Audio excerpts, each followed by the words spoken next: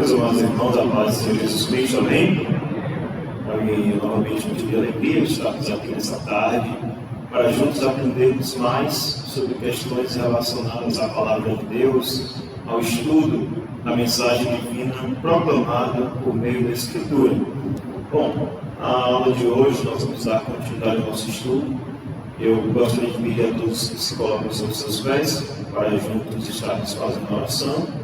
Eu gostaria de convidar aqui o presbítero Antônio Viana, mais antigo, para poder estar fazendo essa oração inicial. Amém? Senhor mesmo.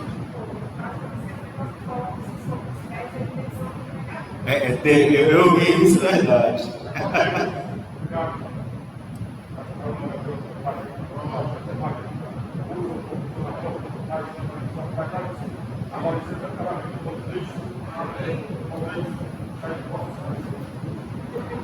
Amém, graças a Deus.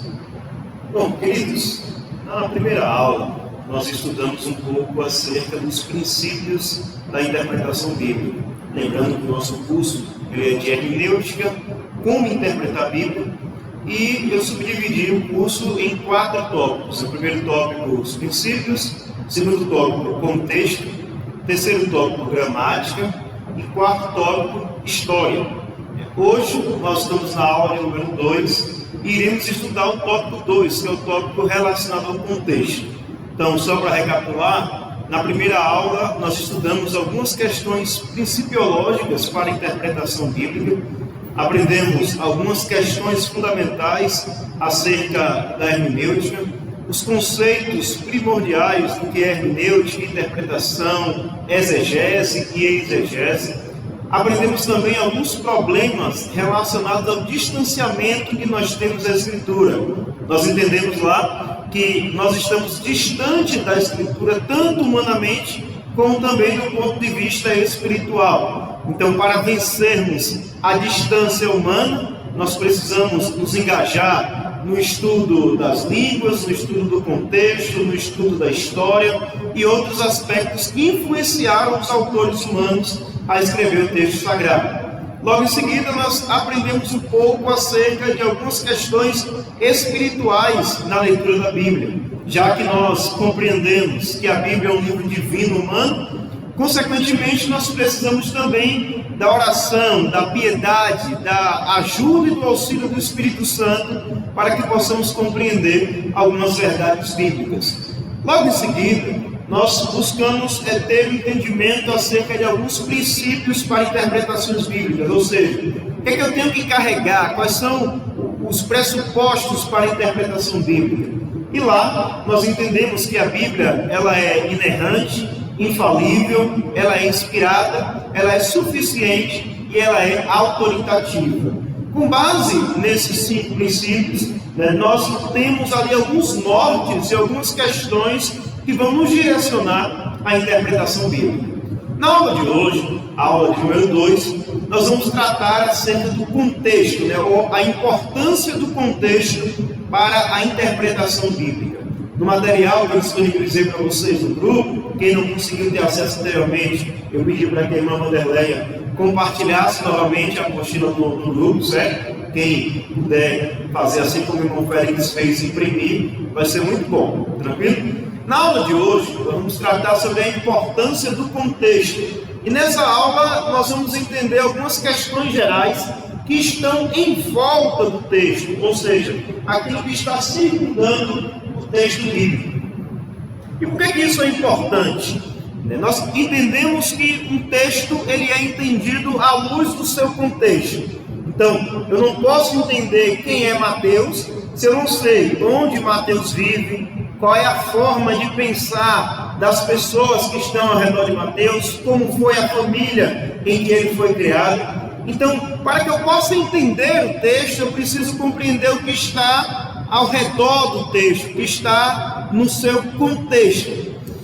Para isso, hoje nós vamos aprender algumas questões interessantes. Primeiro, vamos aprender um pouco acerca da cronologia bíblica, ou seja, para que nós possamos nos situar historicamente, como se sucederam os eventos e os fatos na Escritura. Logo em seguida, nós vamos estudar um pouco acerca de algumas questões fundamentais que são basilares para nos direcionar à interpretação bíblica. Nós vamos entender quais são as fontes que são utilizadas para que nós possamos entender o contexto em que determinado texto foi escrito. Após isso, nós vamos buscar compreender de maneira mais detalhada a ideia de contexto em sentido próprio. Vamos entender o contexto histórico e o contexto lógico de uma passagem. E se o tempo nos permitir, nós vamos buscar entender algumas questões fundamentais, que são as chamadas bases da interpretação comum. Vamos entender o conceito de escritura, o conceito de tradição, o conceito de comunidade e o conceito relacionado à interpretação no decorrer da história. E, se nos sobrar ainda um tempinho depois disso, vamos aprender aquilo que ficou pendente da aula passada, que são os erros mais comuns na interpretação bíblica. Amém? Deu para entender tranquilo? Eu faço sempre essa recapitulação para que a gente não se perca do ponto de vista didático, tá certo? Bom, então vamos começar a aula de hoje, que tem como tema a importância do contexto, falando a respeito da cronologia bíblica.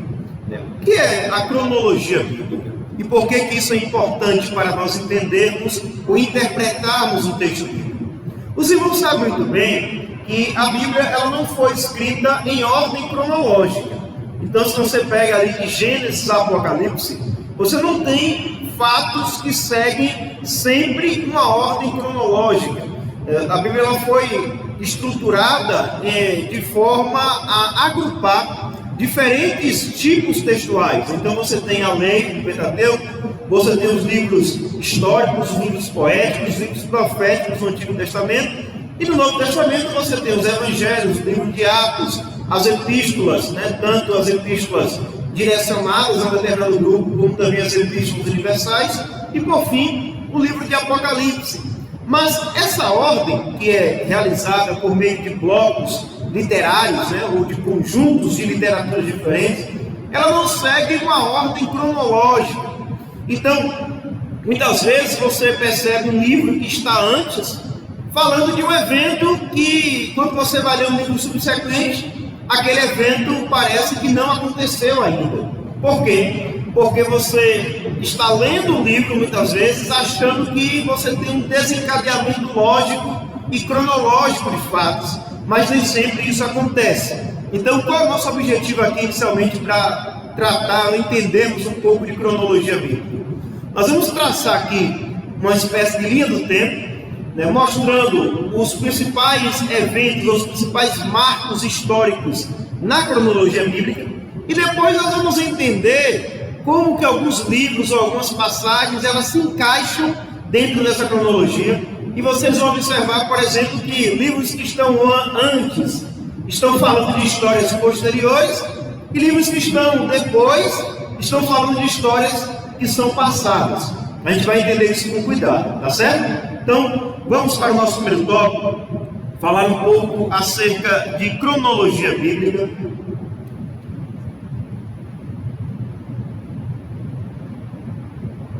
Cronologia. Bom, falando inicialmente, vamos falar acerca das origens. Então, vou colocar aqui um tempo inicial, ele é tido como infinito, até aproximadamente 2160 a.C. Esse período eu vou datar chamado de origens.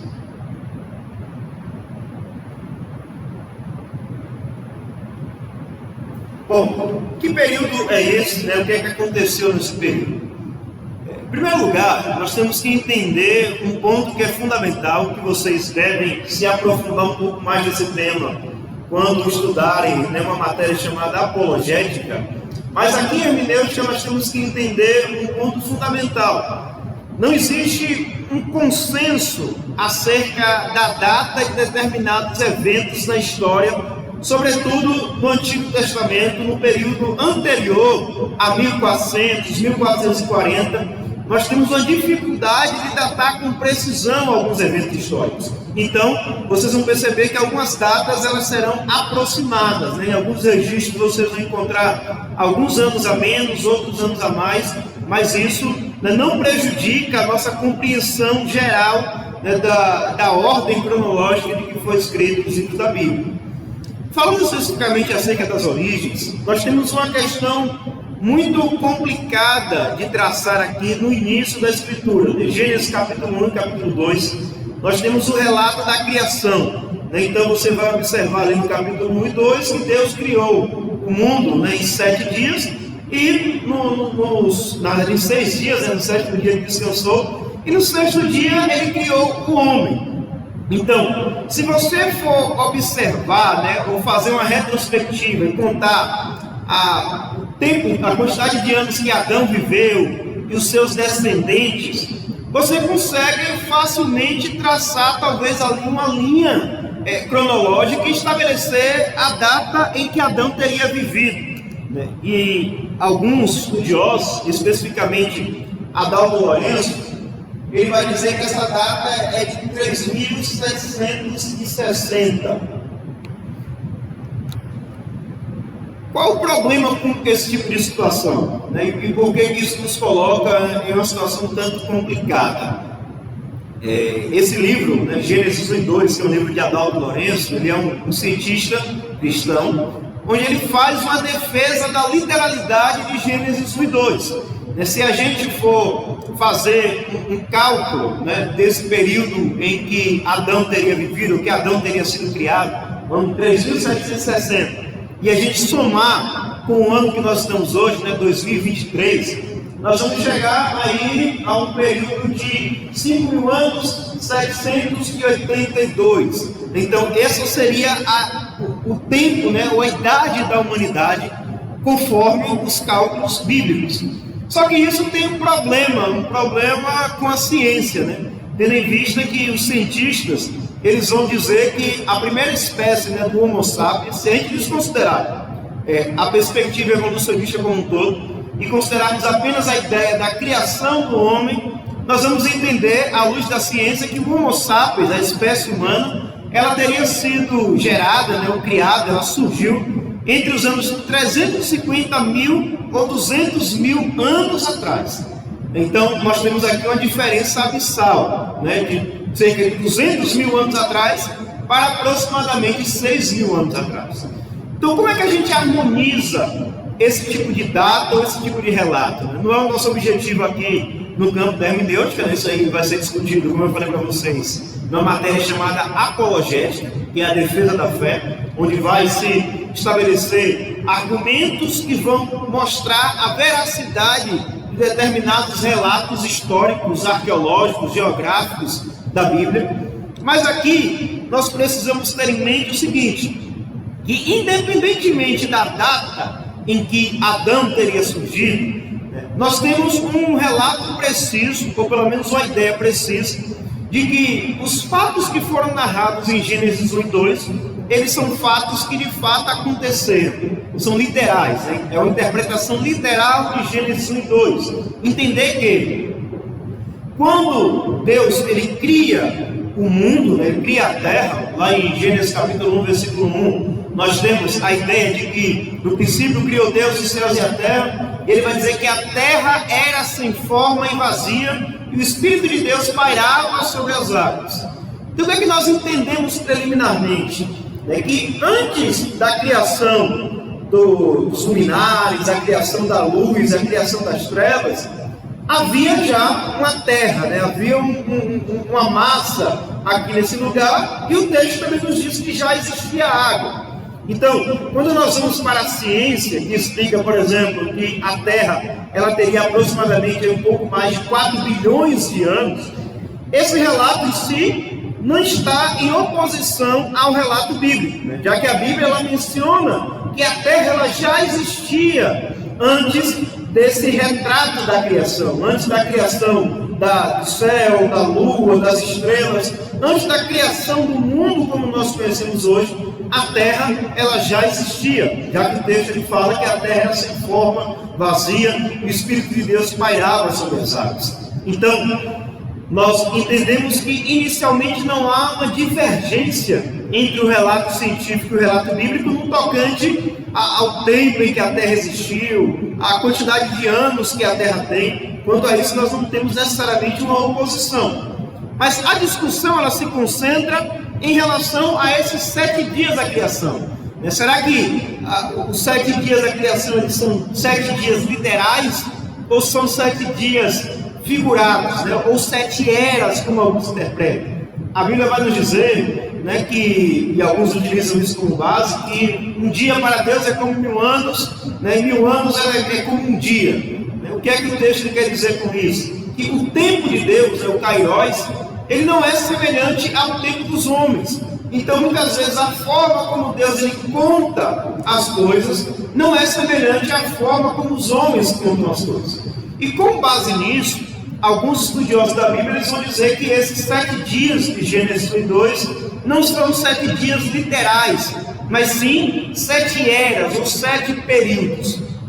Independentemente disso, o que nos importa aqui para a nossa matéria é entender que, apesar da indefinição do início de todas as coisas, nós temos ali um período em que a história bíblica ela se desenrola. E esse período, ele é, sobretudo, tratando das questões das origens, um período de aproximadamente 1500 anos, entre 1500 e 1600 anos, desde a história que versa sobre Adão até o período dos patriarcas. Então, se nós formos considerar que aproximadamente Gênesis, do capítulo 1 até o capítulo 11, nós temos aí esse período que eu não sei exatamente quando começa, mas eu sei que termina no ano 2160 a.C. Só uma nota de rodapé aqui rapidinho, que foi me perguntado na aula passada. Os irmãos lembram que a linha do tempo antes de Cristo ela é diferente da linha do tempo depois de Cristo, né? Então nós temos aqui o marco zero, o ano zero, que supostamente teria sido o ano do nascimento de Cristo. Vocês vão ver daqui a pouco que não foi exatamente no ano zero, mas o tempo antes de Cristo ele corre em uma linha decrescente. Então eu tenho aqui, por exemplo, 1440 antes de Cristo, que foi o período mais ou menos em que ocorreu o êxodo, em que Moisés sai da terra do Egito, e esse tempo ele vai correndo até chegar no ano zero. Diferentemente, no Novo Testamento, nós temos um tempo aqui crescente, que vai do ano zero até o ano que nós estamos hoje, né, 2023. Então, vocês vão perceber aqui na nossa linha do tempo que os números começam grande e vão diminuindo, não é isso? Por quê? Porque nós estamos antes de Cristo, então o tempo ele vai diminuindo até chegar no zero, e depois do zero ele começa a crescer em direção aos nossos dias. Tranquilo? Então, fazendo essa nota de rodapé, porque me foi perguntado, né? E talvez nem todos tenham conhecimento desse fato. Voltando para a nossa ordem cronológica, nós temos um período inicial que nós podemos chamar de origens, né? E essas origens ela vai até o ano 2160 a.C. Nesse período aqui nós temos alguns retratos bíblicos, né? Como por exemplo a história, né, de Adão e Eva, a própria queda, o relato da queda está contido dentro desse período, o relato da discussão entre Caim e Abel, o primeiro homicídio acontece nesse período. O dilúvio também acontece no período das origens. A história que é narrada em Gênesis 11 acerca da Torre de Babel também está circunscrita dentro desse período das origens. Logo depois disso, nós temos um período, né, que é o período dos patriarcas. Né? Quem são os patriarcas? Abraão, Isaac, Jacó, José. Nesse período, né, nós temos aí um ano que vai até 1870 antes de Cristo.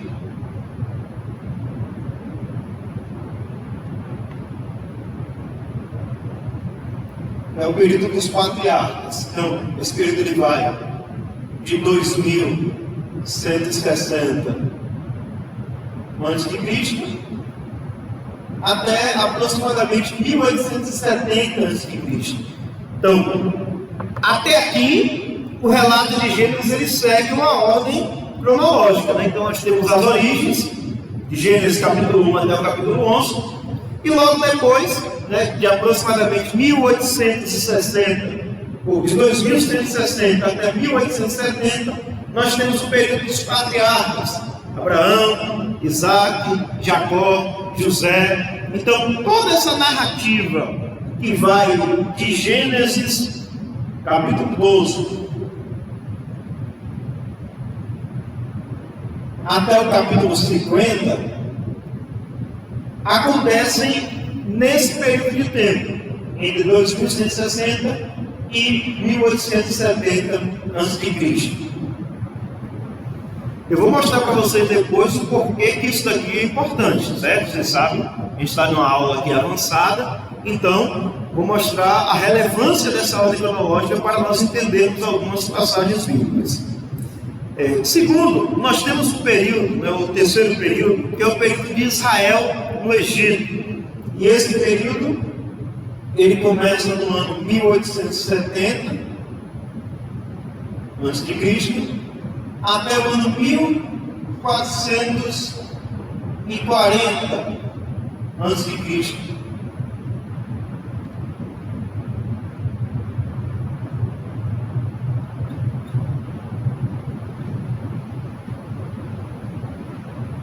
Então, esse período de Israel no Egito é aquela transição, né, entre Gênesis 50 e Êxodo capítulo 1.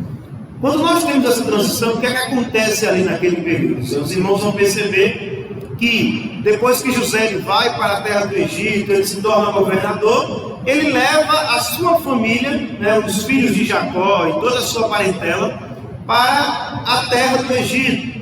E ao se estabelecerem na terra do Egito, por enquanto, né, enquanto José estava vivo, estava tudo bem, tudo acontecendo de maneira tranquila. Até que José morre e um novo faraó assume a direção da terra do Egito. E quando esse novo faraó ele assume a direção da terra do Egito, nós temos aquilo que é descrito lá em Êxodo capítulo 1, com uma espécie de medo do faraó. O faraó fala o seguinte: rapaz, esses descendentes aí, né, de José, eles estão crescendo demais, eles estão prosperando demais, eles estão ganhando um volume muito grande. Pode ocorrer que eles cresçam de tal maneira que eles comecem a ameaçar a nossa existência, que eles queiram se rebelar contra nós. Então o que é que o faraó faz? Ele agora coloca todo aquele povo que veio, né, da terra do Senhor em estado de escravidão, em estado de subjugo. É nesse sentido, né, nós ouvimos falar que a escravidão no Egito ela dura aproximadamente 400 anos, é justamente por conta disso. Esse domínio ele começa em aproximadamente 1870 e ele só termina com o Êxodo em 1440, ou seja, durante 430 anos aproximadamente, Israel, o povo de Deus, permaneceu na terra do Egito como escravos. Então esse é o período da escravidão do povo de Deus na terra do Egito. Esses fatos, né, eles vão acontecer aproximadamente aí, entre Êxodo capítulo 1 e Êxodo capítulo 13, não é isso? O relato do Êxodo, ele acontece especificamente a partir do capítulo 14 de Êxodo. Então, esse período aqui, ele está contido aproximadamente entre Êxodo capítulo 1 e Êxodo capítulo 13.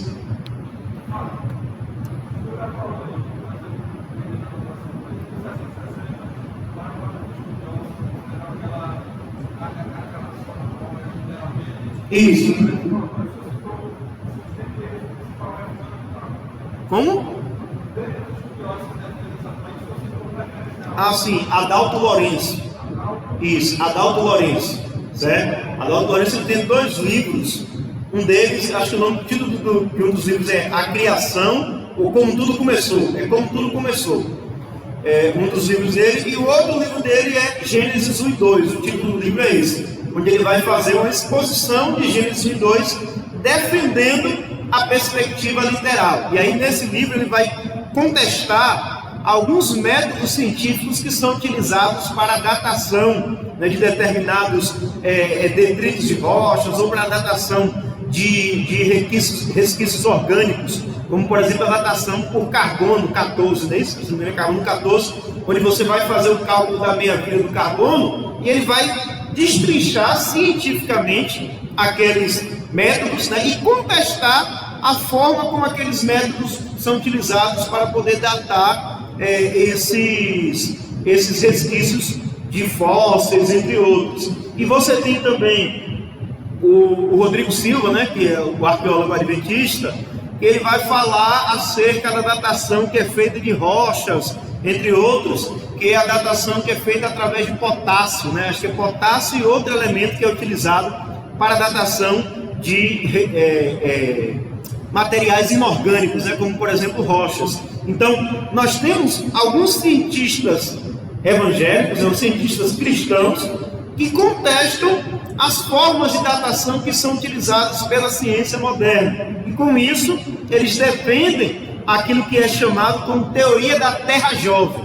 Se quiser anotar aí no rodapé, em algum lugar, a teoria da Terra Jovem, para vocês pesquisarem posteriormente e verificar essa questão entre a datação feita à luz da Escritura e a datação que a ciência moderna faz hoje dos relatos contidos no livro de Gênesis, capítulos 1 e 2.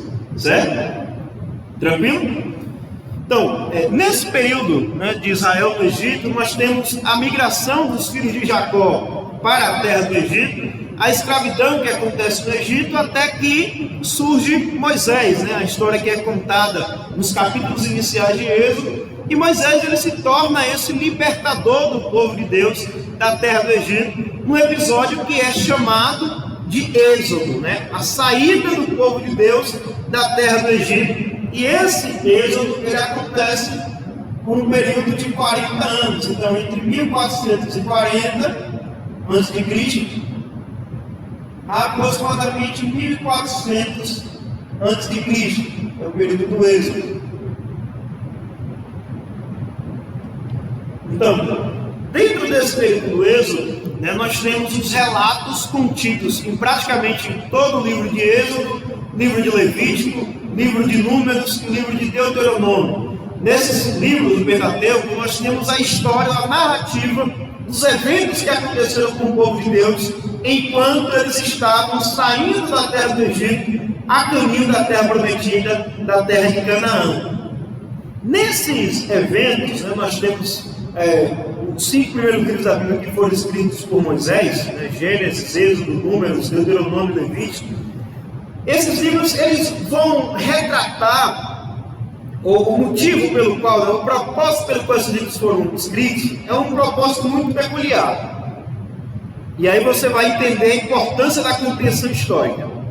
Esses livros, né, eles foram escritos, aqui o Pentateuco foi escrito, né? Vou colocar aqui o Pentateuco.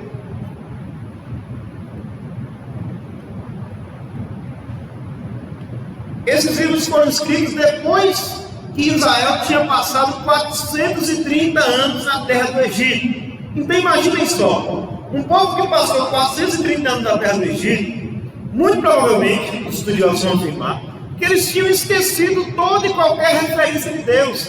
Então eles não sabiam mais quem era Deus. Tanto que quando Moisés ele veio para falar, né, que Deus havia o mandado para libertar, o povo falou assim, mas que Deus? Né? Será que é Ram? Será que é Rinfá? Será que eu estou falando de um deus egípcio? É o deus crocodilo? É o deus ave? Né? Será que eu estou falando de algum desses deuses que está aqui no Egito? Então o povo já não tinha mais nenhuma referência de quem era o seu Deus. Imagina se eu chego hoje, né? Nós sabemos que a América, né? ela tinha, né, povos originais aqui no Brasil, antes daquilo que é chamado vulgarmente, né, de descobrimento, mas antes da colonização feita pelos portugueses, havia povos que habitavam nessa região, assim como também havia povos que habitavam na região mais ao oeste daqui da América, onde nós temos a América Espanhola ainda. Então havia um povo muito famoso, um império muito famoso chamado Império dos Incas, na região oeste aqui da América do Sul. Então imagina só que você chegasse aqui hoje, né, na região dos portugueses e falasse, me diga uma coisa, o Deus Tupã, né, viu, Rogério? Deus Tupã me veio aqui e mandou para lhe anunciar uma mensagem. Aí você fala, mas quem é Tupã? Né? Aí você, nem sei quem é Tupã, tem 500 anos que, né, provavelmente, não sei se eram os tupinambás que habitavam nessa região, não sei que em Salvador, provavelmente eram os tupinambás, né, pelo que eu ouvi falar historicamente, né, mas você tinha povos originais aqui, né, só que 500 anos depois, nenhum de nós tem mais referência, não sabemos mais o que é. Poucos de nós, na verdade, sabemos aspectos mais específicos acerca da religião que existia aqui nesse lugar anteriormente. Da mesma maneira, imagine só, se coloque na posição dos israelitas, que passaram 430 anos como escravos no meio do povo egípcio. Eles não tinham mais nenhuma referência de Deus. Então, Moisés ele é chamado, né, para ser esse legislador que vai, revelado por Deus, contar ao povo de Israel a história da sua criação, a história da sua lei, inclusive para justificar alguns aspectos da lei, né? Por exemplo, por que Deus ele quer que eu guarde o sábado? Por que a lei manda que eu guarde o sábado? E aí você vai perceber, à luz de Gênesis, que Deus ele manda guardar no sábado porque ele criou o mundo em 6 dias e no 7º dia, que era o sábado, ele descansou. Ou então os israelitas poderiam perguntar, por que é que eu preciso guardar a ideia de monogamia? Por que eu tenho que ser fiel apenas a uma mulher e não a várias, como aqui no Egito? E aí a lei ela vai justificar e mostrar que é porque Deus criou Adão e Eva, apenas um homem e uma mulher, para que eles pudessem multiplicar. Doutor Eliane? Como? Sim. Aí isso quer colocar em polêmica. Mas, né, como nós sabemos, o sábado ele é um símbolo do descanso, né? Não é um dia em si, como Jesus Cristo ele vem trazer essa perspectiva, e o apóstolo Paulo aperfeiçoou. Não é o dia em si, mas sim um símbolo do descanso, né? A ideia de que nós temos que guardar um período do nosso tempo para o nosso Deus. Mas não vamos entrar nessa polêmica agora aqui. Mas só para explicar para vocês que a compreensão dessa ordem histórica nos faz entender a necessidade de perceber por que Moisés estava escrevendo 5 livros que constituíam a história do povo de Deus, justamente porque os israelitas, quando passaram pelo período do Egito, eles perderam todas as referências culturais, litúrgicas e até mesmo próprias da sua concepção religiosa, e isso fez com que gerasse a necessidade de Moisés escrever esses 5 livros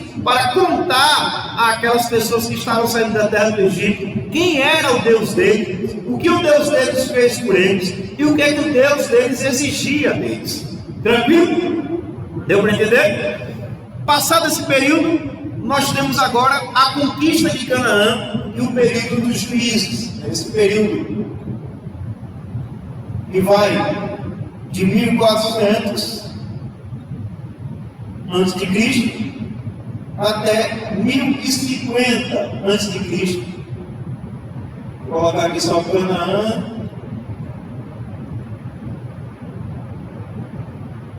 e Juízes.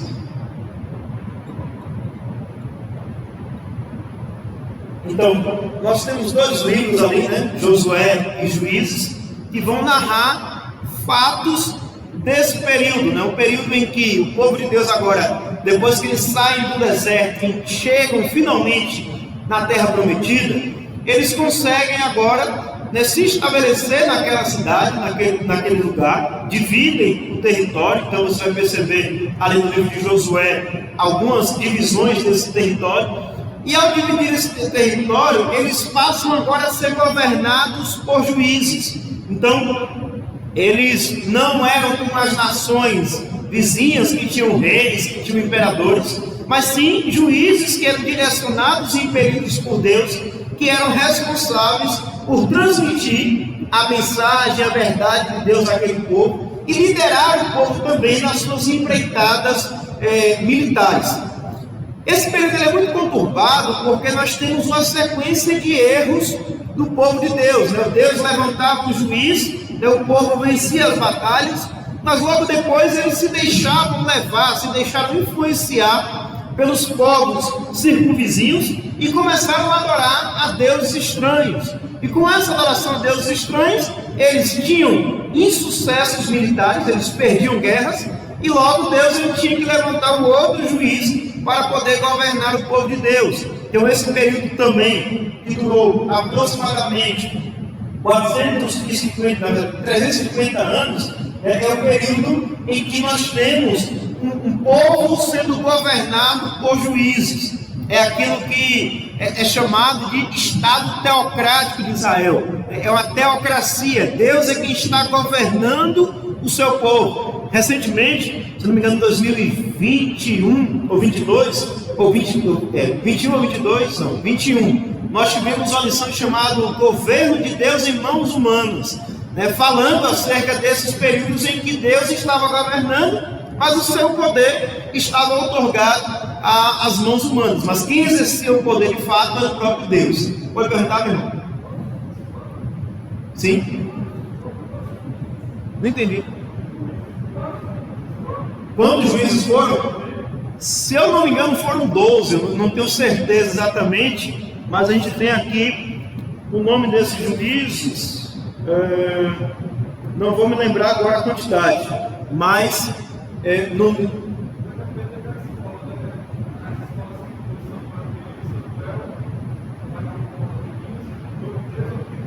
13 ou 15, não é isso? Pronto. Mas no livro de Juízes a gente vai ter se a gente fizer um traçado, a gente vai conseguir identificar a quantidade razoável. De memória, eu não lembro agora não, certo? Tranquilo? Então, nesse período da conquista de Canaã e dos Juízes, nós tivemos aquilo que está descrito no livro de Josué, quando o povo de fato toma posse da terra prometida. O livro de Juízes, onde vai narrar essas empreitadas militares e esse declínio espiritual do povo, até que então o povo sente a necessidade de um rei. Eles só estamos cansados disso, todas as nações ao redor têm um rei, então agora nós também queremos um rei. E Deus, ouvindo o clamor, a insistência do povo, ele fala: tá certo, se vocês querem um rei, eu vou constituir um rei para vocês. Então agora nós temos, a partir desse período, um momento na história que é chamado do Reino Unido, quando Deus ele levanta, herege um rei, para que esse rei possa de fato governar o seu povo. E esse período do Reino Unido, ele vai até o ano 931 a.C., então de 1050 a.C. até o ano 931.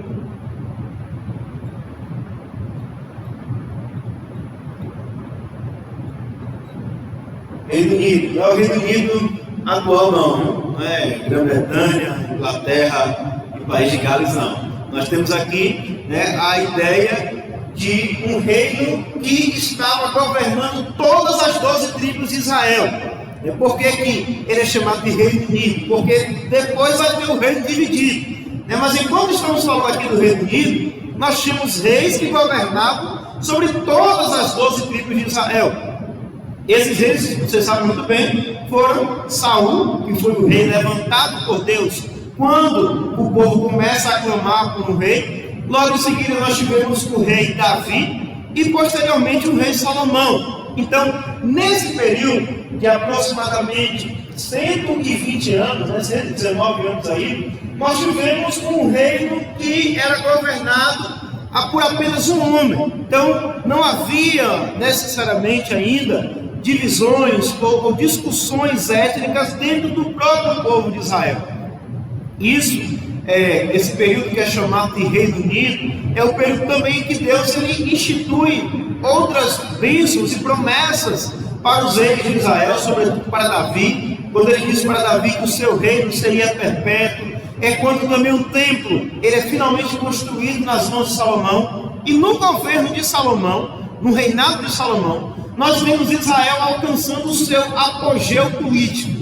No governo de Salomão nós temos Israel como um Estado muito bem consolidado, um Estado muito rico, né, muito próspero e influente na sua micro-região. Então é nesse período que o reino de Israel ele se eleva para o mundo, de tal maneira que nós temos, por exemplo, a Bíblia narrando a visita da rainha de Sabá, né, para poder conhecer e saber da riqueza que existia naquele lugar. E esse período dos reis, né, do Reino Unido, ele é muito bem descrito de maneira minuciosa, tanto, né, no primeiro livro de Samuel, no segundo livro de Samuel, e também no primeiro e segundo livro dos reis. Logo em seguida, né, nós temos o período do chamado reino dividido. E aqui nós temos marcos diferentes do reino dividido. Passa para vocês aqui. Que é o reino do norte e o reino do sul. O reino do norte,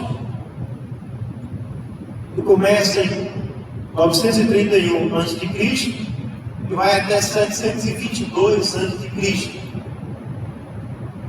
Vou botar um R aqui, norte. E o reino do sul, ele vai de 931 a.C. até 586 a.C.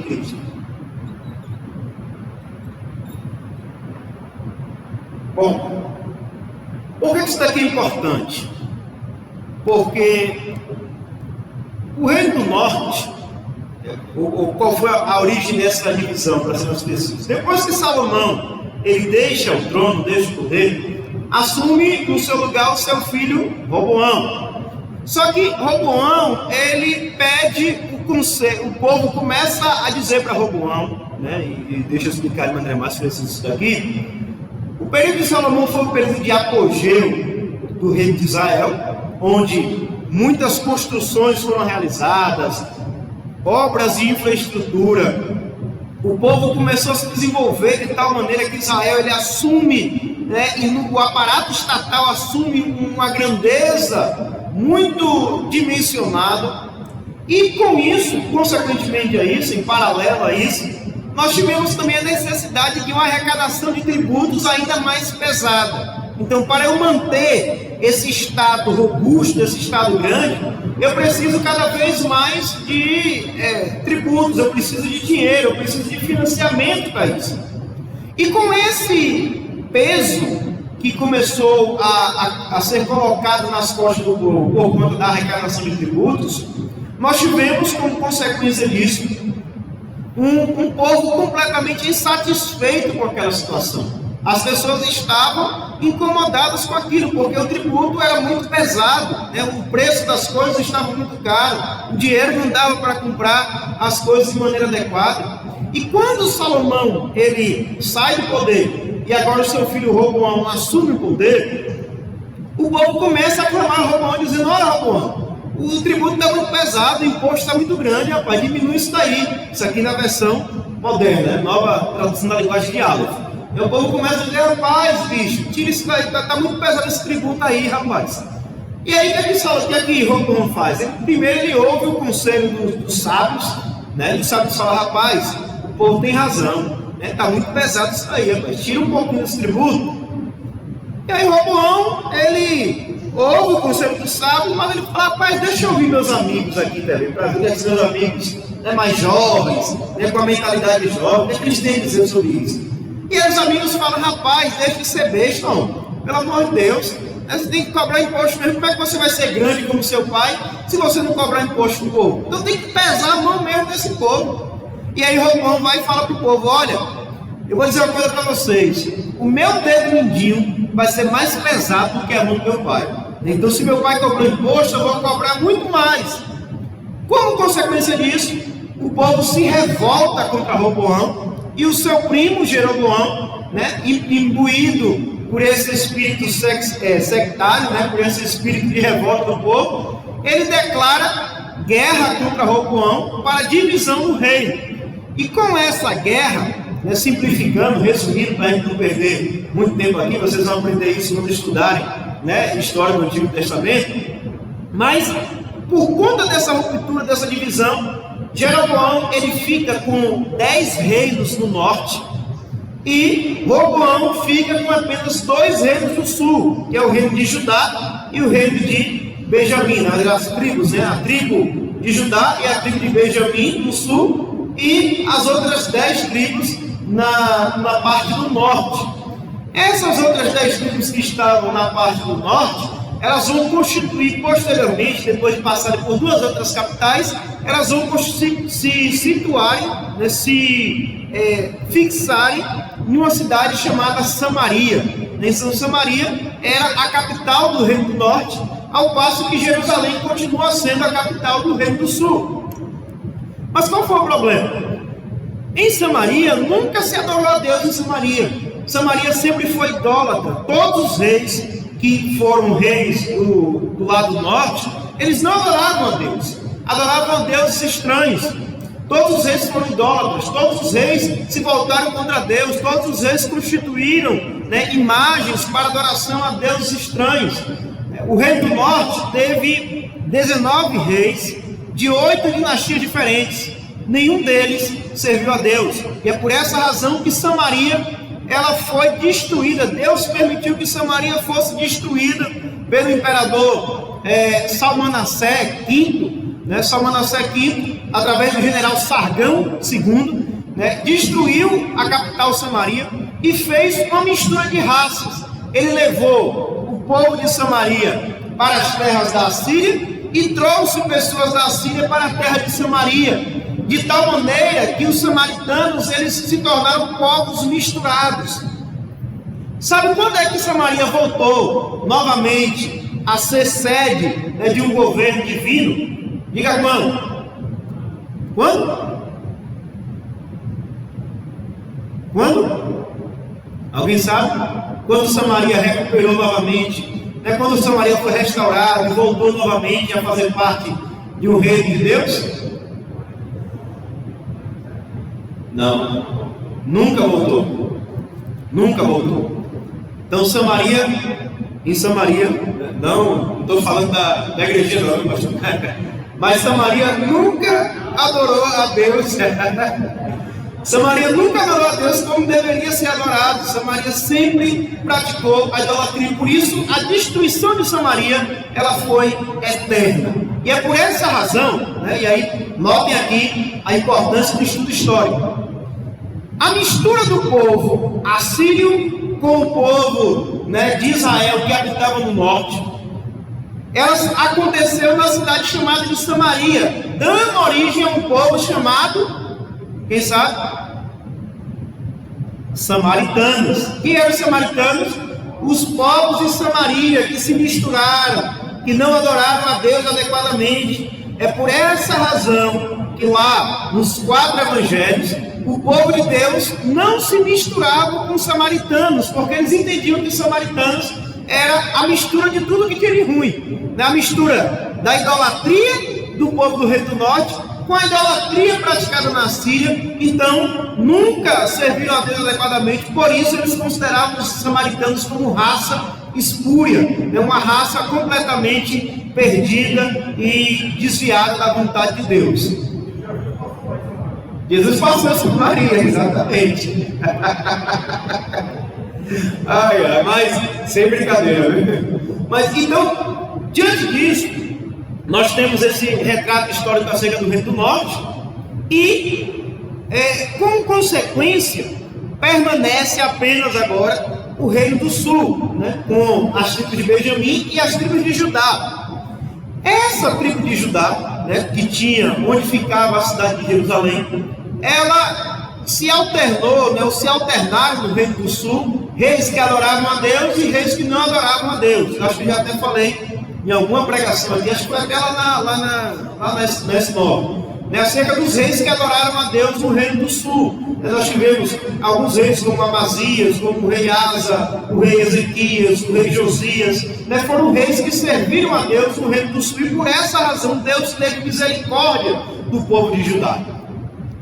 Posteriormente, né, chega um momento em que Deus não aguenta mais a idolatria que era praticada também no reino do sul, e o reino do sul vem a cair nas mãos da Babilônia entre os anos 606 a.C.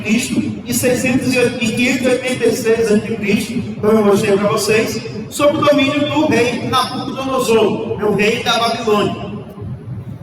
Nota de rodapé aqui, muito importante, preste atenção.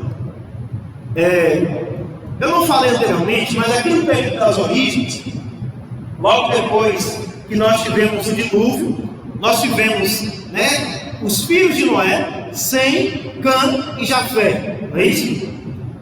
O povo de Deus, eles eram descendentes de Sem, e por essa razão o povo de Deus ele era chamado de semitas, né? Então os povos semitas são os povos descendentes de Sem. Então por muito tempo Israel foi chamado, de povos semitas, os semitas.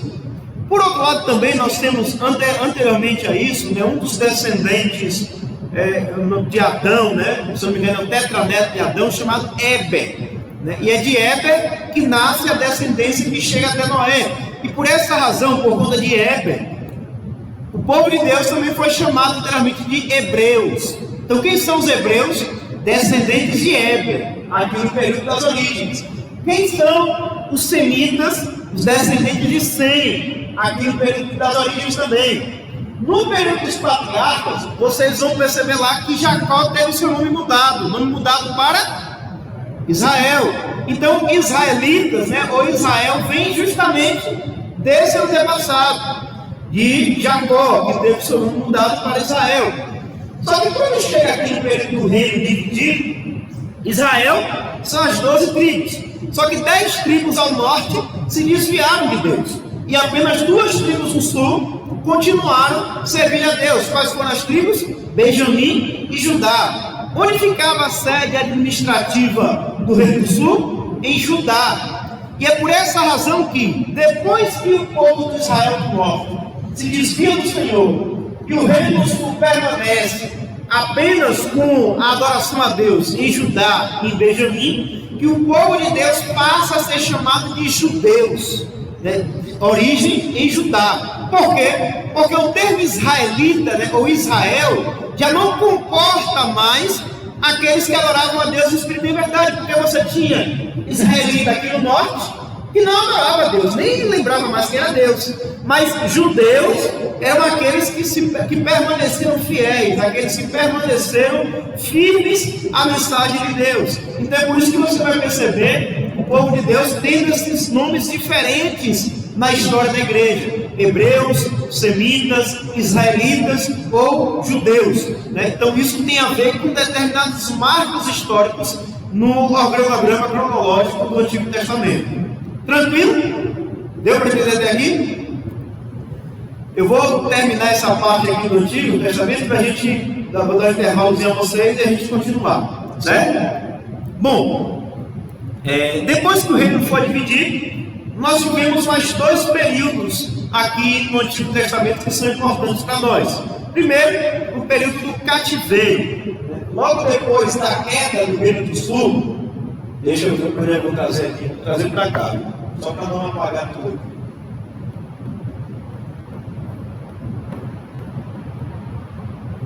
Depois da queda do Reino do Sul, eu vou ver para vocês, através do imperador Nabucodonosor, nós tivemos deixa eu só passar uma linha aqui, de 586 a.C. até 538 a.C., o período que é chamado de cativeiro.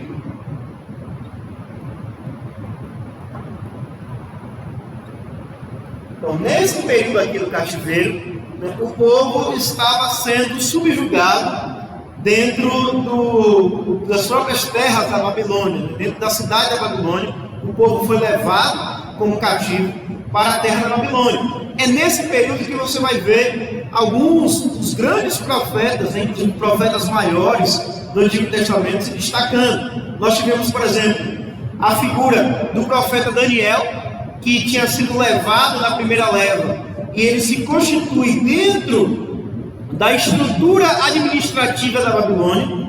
Nós tivemos o profeta Ezequiel, que é levado também para a terra da Babilônia, mas ele permanece junto com o povo, habitando dentro de tendas ou em casas que eram provisórias, mas dentro da estrutura mais, como é que eu posso falar, da classe trabalhadora, daqueles que foram trazidos para lá, para o trabalho escravo na Babilônia. E nós tivemos a figura do profeta Jeremias, que ficou lá na região de Jerusalém, devastada, abalada, completamente destruída, mas profetizando para o povo, desde antes da destruição completa até a total destruição do povo. Então, só recapitulando, para vocês terem uma ideia da organização, o profeta Daniel ele é levado logo na primeira leva.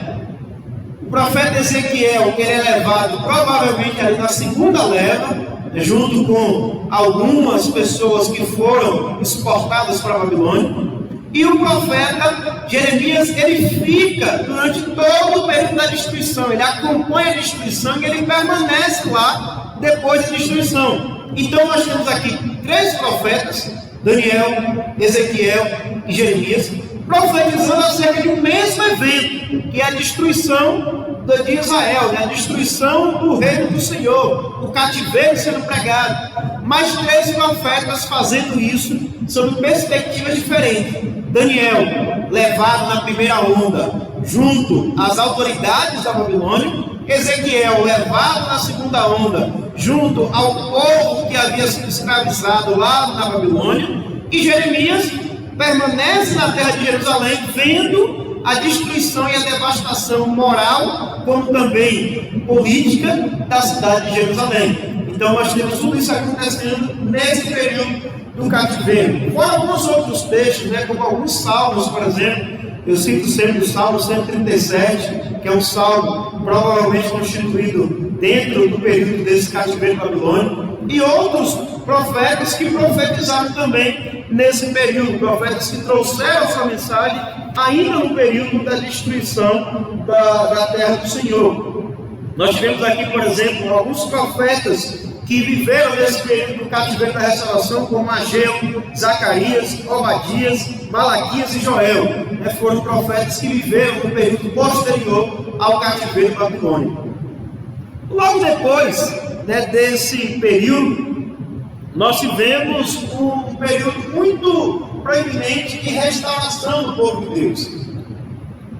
Esse período, ele acontece em 538 a.C. até 33 a.C., é o período da restauração.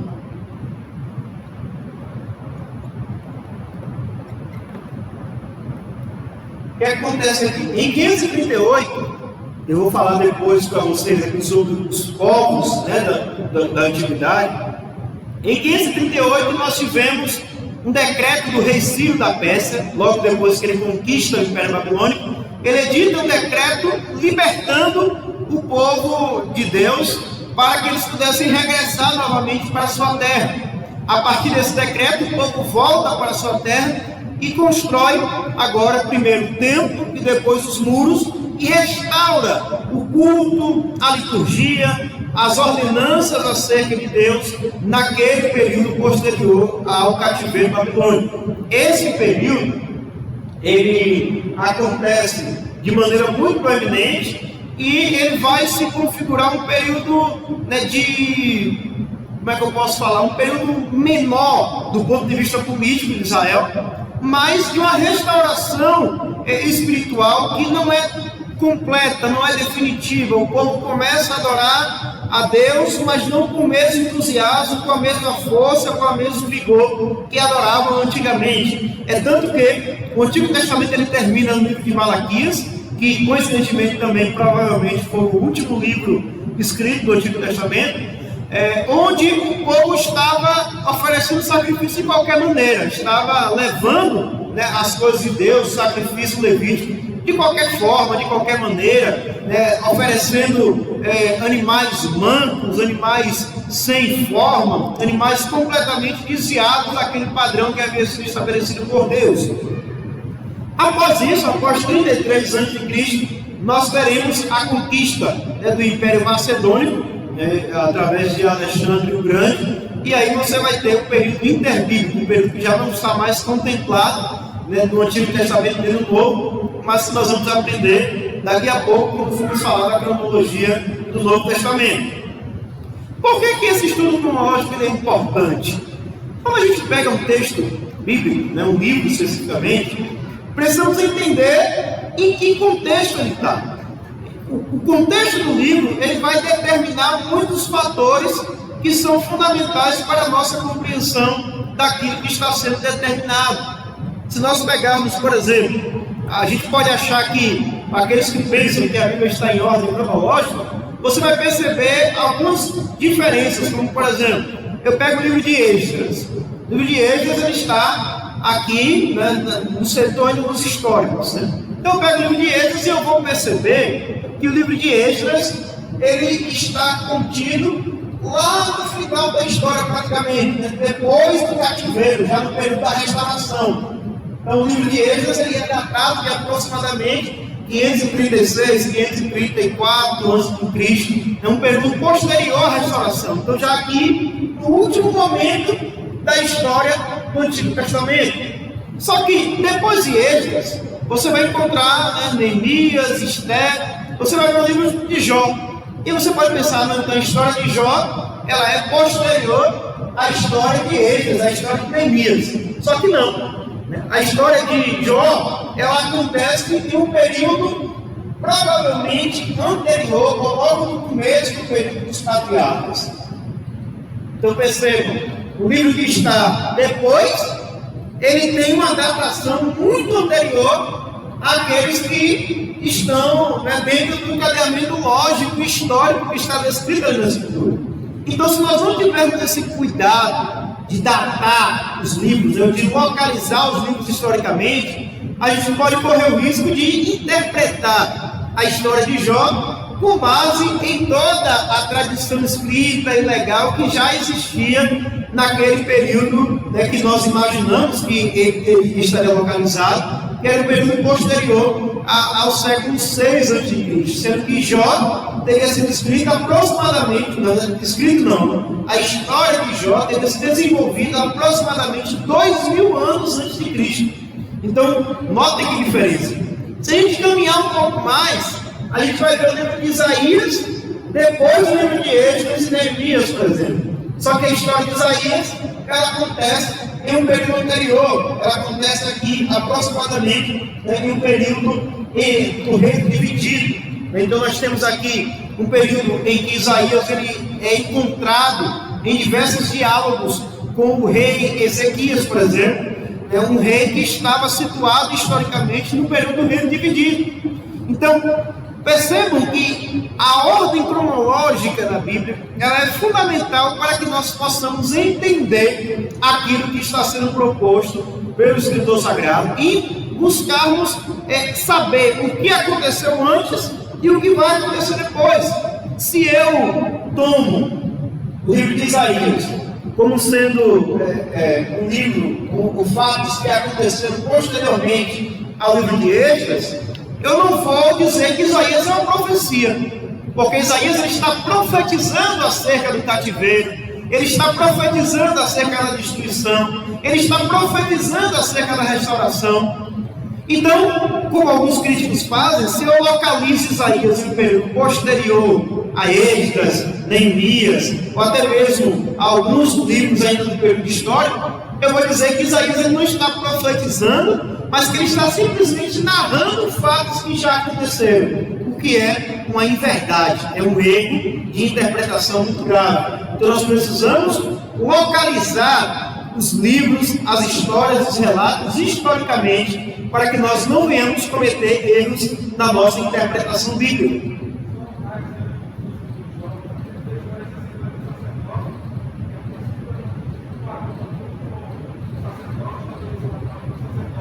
Sim, perfeito.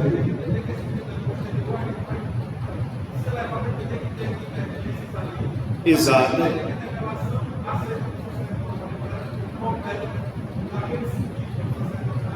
Sim, perfeitamente. Ou seja, você vai perceber elementos na história de Jó que demonstram que naquele período nem existia uma lei ainda, nem existia uma estrutura teológica, né, uma estrutura tradicional, uma estrutura legal que pudesse fazer com que Jó viesse a se conformar àquela lei que foi estabelecida por Moisés aproximadamente 600 anos depois da sua existência, certo? Só para a gente fechar essa questão da ordem cronológica, logo depois desse período que é estabelecido aqui como sendo o período do Antigo Testamento, nós temos alguns períodos aqui no Novo Testamento. Quem está copiando já copiou, vou só passar aqui alguns períodos do Novo Testamento.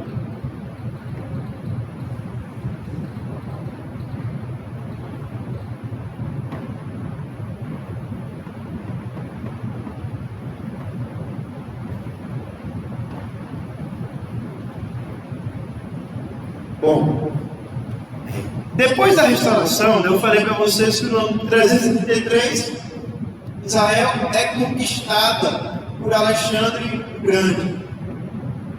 Então, de 333 a.C. até 323 a.C., nós temos, vou colocar aqui os gregos. Os gregos dominando Israel, e como consequência, por conta disso, que nós teremos uma influência muito grande da Grécia, não apenas no povo de Israel, como também em todo o mundo do Novo Testamento. Então percebam, notem vocês aqui, quando a Bíblia diz lá em Efésios, né, que Cristo ele veio na plenitude dos tempos, é porque existia ali um mundo que foi se configurando, se ajustando, de modo a propiciar o melhor momento da história para o surgimento do Messias. Então Deus ele estava preparando a história para que o Messias ele viesse em um tempo oportuno. E como é que ele preparou essa história? Ele preparou a história dando ao povo, né, uma língua, uma estrutura de arquitetura, uma estrutura de malha viária, segurança e outros fatores que foram fundamentais para a disseminação e para o crescimento do cristianismo. E esses fatores eles se configuraram no período interbíblico. É no período interbíblico que nós teremos ali alguns direcionamentos, alguns apontamentos acerca do que vai ser determinante na pregação e na difusão da mensagem do Evangelho no Novo Testamento. Então nós temos aqui os gregos, posteriormente nós temos o Ptolomeu, o Ptolomeu do Egito, que assume novamente o domínio sobre Israel. Então os Ptolomeus eles vão até 198 a.C., de 323 a.C. até 198 a.C. Nós temos os Ptolomeus, vou falar aqui o nome do personagem Ptolomeu, de 198 a.C. até 166 a.C. nós temos os Macabeus, nós temos os Celestas. Isso, exatamente. Certo?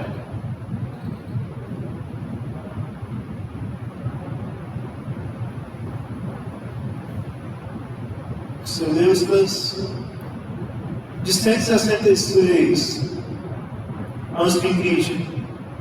Nós temos agora uma rebelião de um grupo de dentro de Israel, chamado Macabeus, né, com Judas Macabeus, que vai se rebelar. Quem já foi católico aqui vai ver lá na Bíblia católica que você tem o primeiro e segundo Macabeus, né, que vai contar a história dessa revolução, dessa revolta que acontece dentro de Israel. Então os Macabeus eles vão dominar de 166 a.C. até 63 a.C.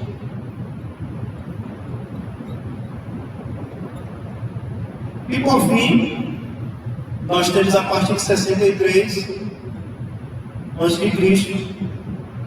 até, acho que 476, o Império Romano. É quando Roma finalmente assume o poder daquela região e aí nós teremos todo o Novo Testamento sendo configurado, né, sendo estruturado dentro do Império Romano, né, do Império que, se não me engano, foi Pompeu, né, que assume a região de Israel sobre o domínio dos Macabeus, e agora, assumindo a região de Israel, ele vai estabelecer uma estrutura administrativa, política, econômica, que é própria do Império Romano na região da Palestina. Oi? 476 depois de Cristo, perdão. Então, de 63 antes de Cristo até 476 depois de Cristo, que é quando acontece, se eu não me engano, é 476, sabe? Se eu estiver errado, não pode me corrigir, que é quando acontece a queda de Roma a partir do domínio dos bárbaros, né? Dito isso, nós temos esse panorama histórico que vai nos permitir localizar, né, politicamente, historicamente, no entendimento dos textos do Antigo e do Novo Testamento. No Novo Testamento é mais fácil, né? Porque todo o Novo Testamento ele é escrito dentro do contexto do Império Romano, mas no Antigo Testamento isso daqui é fundamental, porque você tem um período de tempo de escrita ali, de 1440 até aproximadamente 400, 300 e alguma coisa antes de Cristo. Então você tem um período ali de mais de 1000 anos do Antigo Testamento sendo escrito em culturas diferentes, sob influências diferentes, em datas diferentes, com perspectivas diferentes, que vai influenciar e direcionar o nosso método de interpretação. Por fim, antes de liberar para o intervalo, né, que vai ser breve, mas nós temos que falar um pouco acerca de alguns povos da antiguidade que foram fundamentais, né, que nós precisamos entender esses povos para que possamos compreender a própria configuração de alguns textos bíblicos e de algumas passagens bíblicas. Quais povos são esses? Vou colocar aqui embaixo. Mas não vou escrever para ganharmos tempo. Eu vou ditar, quem for escrever, pode escrever, tá certo? Alguns povos e culturas que nós temos que ter conhecimento para que nós possamos entender alguns eventos do Antigo Testamento e do Novo Testamento. Primeiro são os egípcios, né? Para vocês terem ideia, a palavra Egito é citada mais de 550 vezes no Antigo Testamento. Então, para vocês terem ideia da influência que o Egito teve no período antigo, não só ainda no período das origens, né, no período dos patriarcas, como também já no período dos reinos unidos e reinos divididos. O Egito sempre foi uma força muito influente naquele lugar. Na verdade, vocês vão perceber, e do ponto de vista geográfico, que a narrativa bíblica, né, os eventos bíblicos, eles vão acontecer dentro de um determinado espaço do lugar, que é o chamado crescente fértil, né? Quem estudou história nas matérias iniciais de história, nós estudamos os povos antigos, né, os fenícios, os sumérios, os mesopotâmicos, os egípcios, né, que viveram um crescente fértil. E o que é esse crescente fértil? É uma espécie de, figuradamente, uma lua crescente, né, que vai da Mesopotâmia até o Egito, contemplando um lugar ali no Oriente Médio que tinha vários rios, vários afluentes e, consequentemente, era uma terra muito próspera, onde a agricultura conseguia se disseminar de maneira muito proeminente. E por essa razão fez com que os povos daquele lugar, as civilizações daquele lugar, crescessem de maneira extraordinária na antiguidade. Então nós tivemos o Egito, né, que foi um povo muito influente para o povo de Deus. Eles adoravam a Deus dos animais, como alguns répteis, por exemplo. Eles viviam à beira do rio Nilo, que foi um grande rio, até um tempo atrás, era considerado o rio mais extenso do mundo. O Amazonas era o maior, mais volumoso, e o rio Nilo era o mais extenso do mundo. Mas recentemente descobriram uma outra fonte do rio Amazonas, e hoje o rio Amazonas ele é o maior e o mais volumoso rio do mundo. Mas o rio Nilo durante muito tempo foi considerado um dos maiores rios, o maior rio do mundo, e hoje ele é o segundo maior rio de extensão territorial do mundo, para vocês terem ideia da importância desse rio.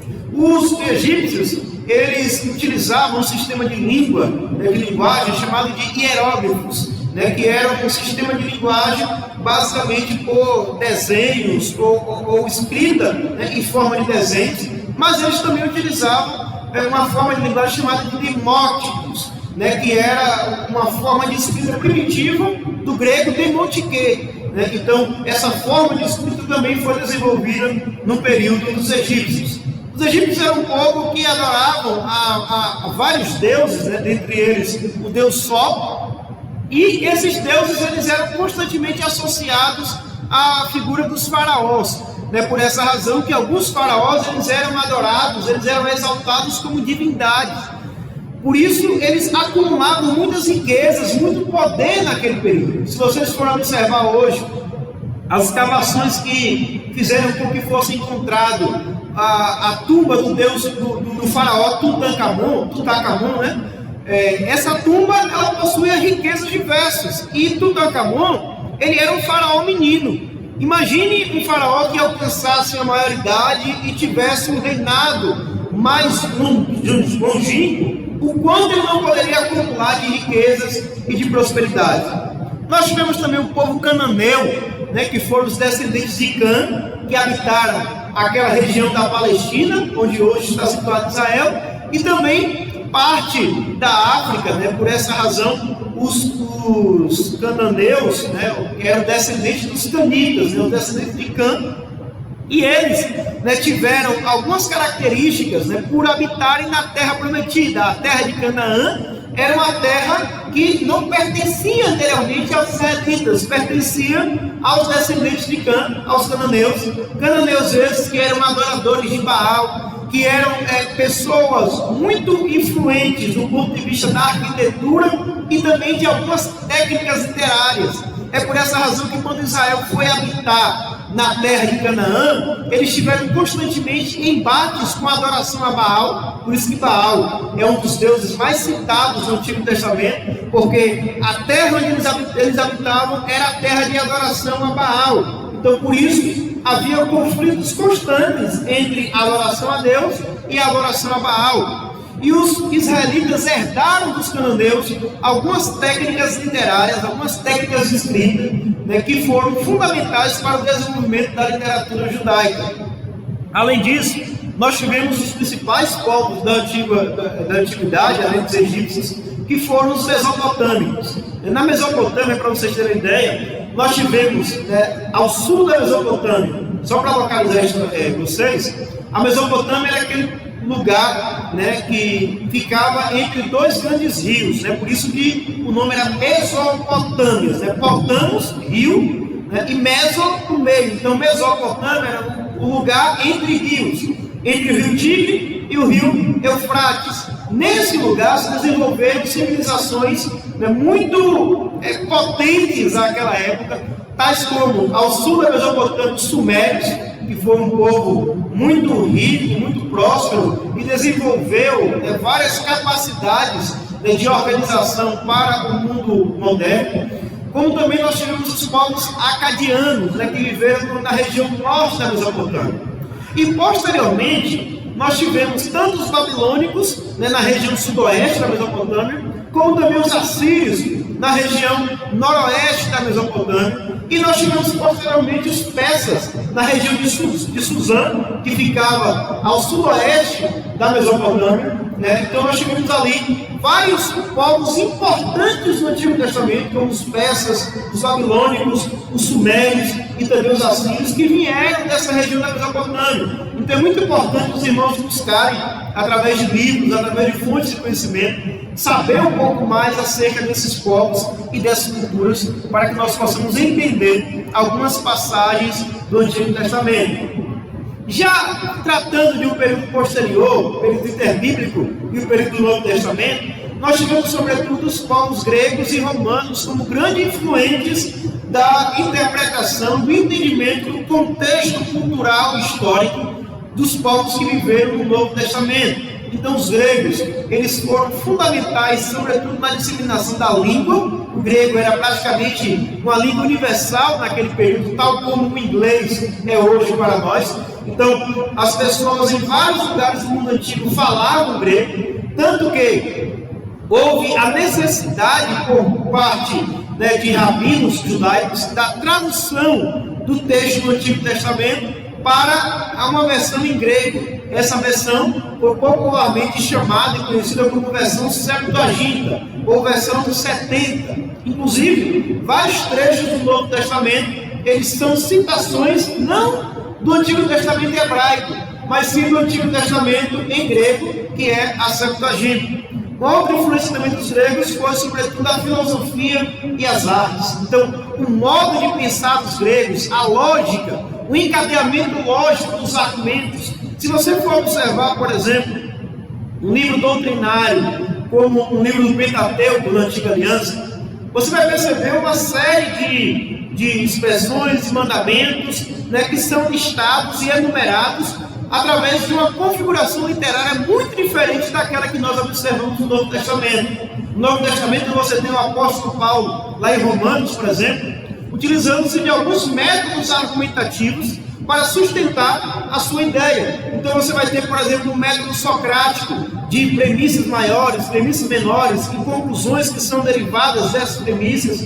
Você vai ter o apóstolo Paulo utilizando um método chamado de diatribe, né, que é um método no qual você antecipa perguntas que serão feitas pelos seus opositores e busca responder essas perguntas, né, que são sustentadas pelos seus opositores. Você vai ter o método, por exemplo, de Aristóteles, o método da maiêutica, ou da ironia, que é quando você faz perguntas ao seu oponente, perguntas estas que ou não têm resposta, ou a resposta é muito clara, e que visam, muitas vezes, desacreditar ou deixar em descrédito o seu oponente. Então, Paulo, no Novo Testamento, ele vai utilizar frequentemente alguns métodos filosóficos que são próprios da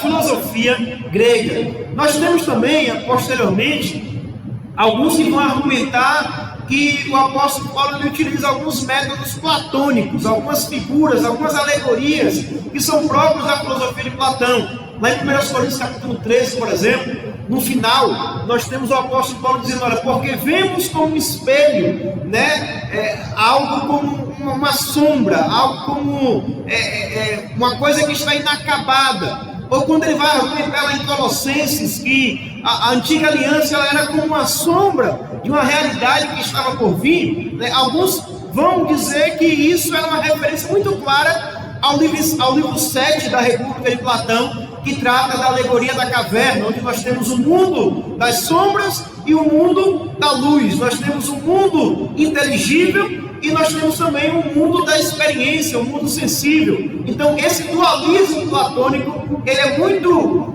comum na forma de composição literária do Novo Testamento. Da mesma maneira, também os romanos foram muito influentes dentro da perspectiva do Novo Testamento, sobretudo na arquitetura e no urbanismo, uma vez que as estradas que foram construídas, os templos que foram construídos, a forma como as casas eram configuradas, elas são muito importantes para a compreensão ou para o entendimento de alguns textos bíblicos que estão contidos dentro do Império Romano.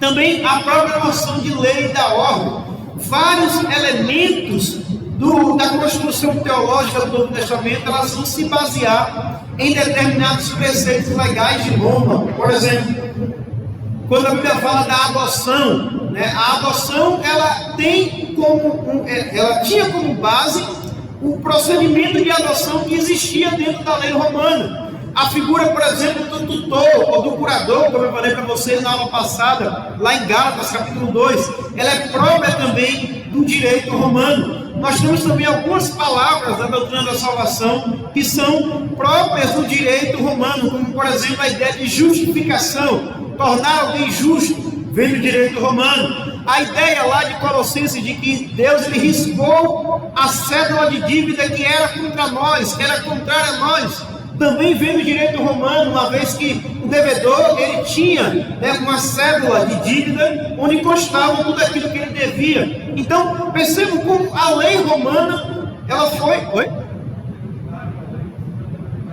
O quê? Pois então, a anterioridade da lei, não é isso? Exatamente. Da anterioridade, exatamente, a ideia do pecado, como sendo... Você pode explicar melhor? Fala aí.